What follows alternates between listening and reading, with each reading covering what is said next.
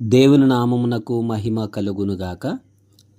ప్రభువునందు ప్రియమైన దేవుని బిడ్డలారా, అందరికీ ప్రభు అయిన యేసుక్రీస్తు నామంలో శుభవందనాలండి. చిన్న ప్రార్థన చేసుకుందాం. మహాపరిశుద్ధుడు, మహోన్నతుడు, మహాగణుడు అయిన పరలోకమందున్న మా తండ్రి, మీ ఘనమైన నామమునకు, శ్రేష్టమైన నామమునకు లెక్కింపలేని స్తుతులు స్తోత్రములు చెల్లించుకుంటున్నాం. ప్రభువా, గడిచిన దినమంతా కూడా మీ కృపలో మమ్మల్ని భద్రపరిచి మరి ఒక రోజు అనుగ్రహించారు. మీకు స్తోత్రాలు. ఈ సమయంలో వాక్యము ధ్యానిస్తుండగా మాతో మీరు మాట్లాడి బలపరిచి ధైర్యపరిచి కృప చూపించమని, ప్రారంభం నుంచి ముగింపు వరకు మీ సన్నిధి తోడు మాకు దయచేయమని యేసుక్రీస్తు వారి నామని ప్రార్థనడి వేడుకొనుచున్నాము తండ్రి, ఆమెన్.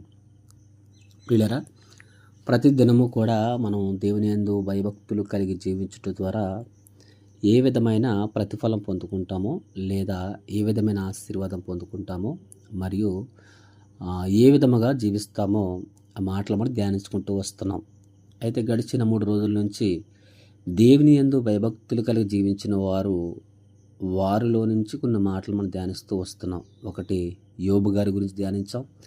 రెండవదిగా హెబ్రీ మంత్రసానుల గురించి మనం ధ్యానించాం. నిన్నటి దినమున కొర్నేలి గురించి ధ్యానించాం, దేవుని యందు భయభక్తులు కలిగిన వారి గురించి. అలాగే ఈ దినమున దానియేలు కూడా దేవుని యందు భక్తి గలవాడని, భయభక్తులు గలవాడని వచనంలో ఇక్కడ రాయబడింది. దానియేలు గ్రంథము 6వ అధ్యాయము 23వ వచనము చివరి లైన్ చదువుతున్నాను. అతడు తన దేవుని యందు భక్తి గలవాడైనందున అతనికి ఏ హానియు కలగలేదు. దానియేలు గురించి రాయబడిన మాట, అతడు దేవుని యందు భక్తి గలవాడు అయినందున అతనికి ఏ హానియు కలగలేదు. అవును ప్రియులరా, దానియేలుకు ఏ హాని కలగలేదు. అన్యాయముగా ఏ తప్పు చేయని దానియేలును సింహాల బోన్లో వేసేస్తారు. ప్రార్థన చేసుకుంటున్న ఒక నెపముతో కొంతమంది స్వార్థముగా దానియేలు మీద రాజుగారికి కంప్లైంట్ ఇచ్చి మొత్తం మీద దానియేలు సింహాల బోన్లో వేయించేస్తారు. దానియేలు ఏ స్థానంలో ఉన్నాడు? ప్రధానమంత్రి పోస్టులో ఉన్నాడు, ప్రధానమంత్రి స్థాయిలో ఉన్నాడు. అన్యాయంగా సింహాల బోన్లో వేసేస్తారని, తన ముందు మరణం ఉందని తెలిసి కూడా దానియేలు ఏం చేశాడంటే, ఇదే 6వ అధ్యాయం 10వ వచనం మనం చూస్తే, దానియేలంట ఇట్టి శాసనము సంతకము చేయబడినని దానియేలు తెలుసుకొనును, అతను తన ఇంటికి వెళ్ళి యథాప్రకారముగా అనుదినము ముమ్మారు మోకాల్లోని తన ఇంటి పై గది కిటికీలు యెరూషలేము తట్టునకు తెరవబడినట తన దేవునికి ప్రార్థన చేయుచు ఆయనను స్తుతించు వచ్చెను. దానియేలు ముందు మరణం ఉందని తెలుసు, మరణ శాసనం రాయబడిందని తెలుసు. అయినప్పుడు కూడా దానియేలు తన భక్తిని విడిచిపెట్టలేదు, దేవుని యందు భయభక్తులు కలిగి జీవించడం మానలేదు. కనుకనే ప్రియులరా, దానియేలు అన్యాయంగా సింహాల బోన్లో వేసేసినప్పుడు కూడా దేవుడు దానియేలును కాపాడాడు. ఆ విషయంలోనే ఇక్కడ దానియేలు యొక్క రాజు అంటాడు కదా, రాజు అంటున్న మాట ఏమిటంటే, అతడు తన దేవుని యందు భక్తి గలవాడైనందున అతనికి ఏ హానియు కలగలేదు. అవును ప్రియులరా, సింహాల నోలను దేవుడు మూయించేశాడు. దానియేలు ముందు మరణం ఉన్నప్పటికి కూడా దేవుడు దానియేలుని కాపాడాడు. దానియేలు యొక్క సందర్భంలోనే కాదు, మొదటి అధ్యాయం నుంచి మనం చూసుకుంటూ వెళ్తే, దానియేలు మొదటి అధ్యాయం చూస్తే దేవునికి వ్యతిరేకమైన కార్యకలాపాలు అక్కడ జరుగుతుంటే వాటికి దూరంగా ఉన్నాడు.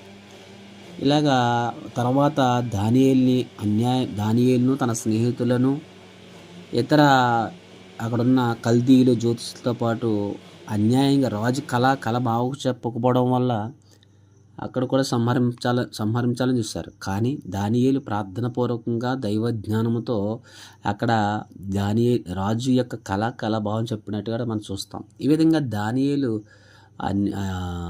పలు సందర్భాల్లో దేవుని యందు భయభక్తులు కలిగి నిరంతరము కూడా దానియేలు ఆ విధంగా దేవుని యందు భయభక్తులు కలిగి జీవించడం బైబిల్ మనం చూస్తాం ప్రియులారా. ఆ విధంగా తన ప్రవర్తన ఉంది. ఏమండి, ఈ 6వ అధ్యాయంలో కూడా దేవుడు దానియేలును కాపాడాడు.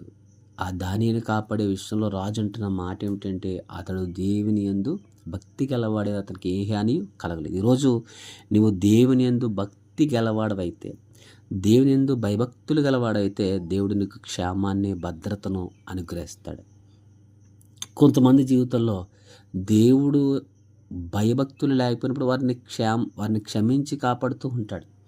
అలా అని వారి ఇష్ట ప్రకారం జీవించమని కాదు, వారు మరలా దేవుని వైపు తిరుగుతారని, దేవుని వైపు నడుస్తారని ప్రతి ఒక్కరు కూడా దేవుడు కాపాడుతాడు.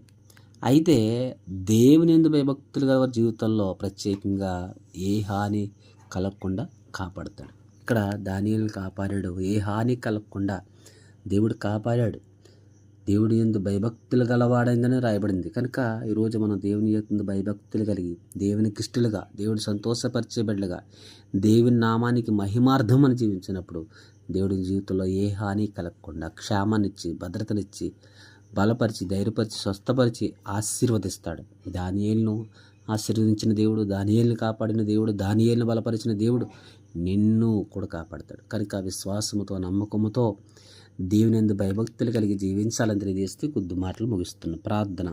సకలాశీర్వాదాలకు కారకుడు అయిన పరలోకమందున్న మా తండ్రి, మీ ఘనమైన నామమునకు, శ్రేష్టమైన నామమునకు లెక్కింపలేని స్తుతులు, స్తోత్రములు చెల్లించుకుంటున్నాం ప్రభువా. దానియేలు భక్తి గలవాడేంద్ర ఆయన, అతనికి ఏ హాని కలగలేదని వాక్యం సెలవిస్తుంది. మా జీవితంలో కూడా ప్రభు మీ యందు భయభక్తులు కలిగి మీరు ఇచ్చే క్షేమాన్ని, భద్రతను పొందుకోవడానికి సహాయం దయచేయమని అడుగుతున్నాం. ఎందరైతే ప్రార్థన అవసరం ప్రార్థన దయచేయండి. ప్రతి కుటుంబాల చుట్టూ మీకు ఆపదలు దయచేయండి. ఎందరైతే అనారోగ్యాలతో బాధపడుతున్న స్వస్థపరచండి ప్రభువా. సమస్త మహిమ ఘనత ప్రభావం మీకు ఆరోపిస్తూ యేసుక్రీస్తు వారి నామమున ప్రార్థన ఇచ్చున్నాం తండ్రి, ఆమేన్.